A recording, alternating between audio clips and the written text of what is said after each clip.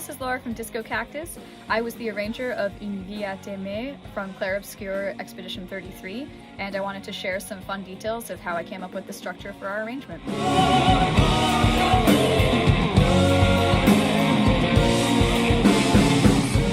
So first things first is that this piece is really a duet between two characters, Renoir and Aline. And I definitely wanted to have another male voice to pull off that duet, but I also wanted a third female voice because in the original soundtrack, the singer-soloists, which is Alice Dupont-Pessier and Victor Borba, are both harmonizing with themselves, and I didn't want to multi-track myself because I felt like I wanted this to feel more alive, like a rock opera. So not only did we ask our good friend John Robert Matz to sing the tenor solo, but we also had our friend Annie Rosen sing a mezzo harmony line to fill out the harmonies so they're nice and thick, but also not have to resort to multi-tracking, which again I think would kind of diminish the opera vibe that I was going for.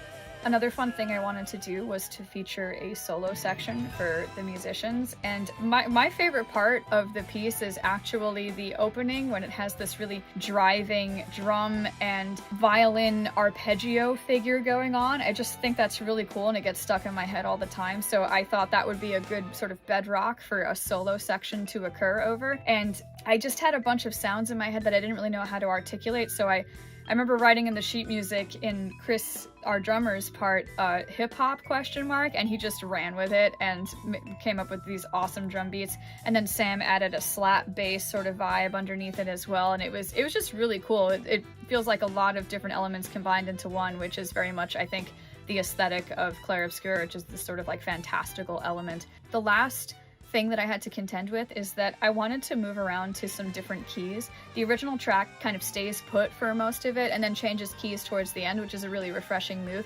But for the purposes of this piece, I wanted it to move around a little bit more, not only for drama, but because the original key that it's in, that rock tenor line is not achievable by any of the singers that we have performing on this. It's not how our voices are built. And rather than try to hurt ourselves doing something that isn't the way our bodies were designed, I would rather change the key to a different spot in our timbres where it can unlock the sort of same vibe, even if I'm not singing the same notes as the original singer. So by changing keys halfway through my piece, moving around so I can get to a more comfortable key for me, I'm able to belt comfortably in my own register, so it achieves that same rocking vibe, again, without hurting myself and trying to sing something that I can't.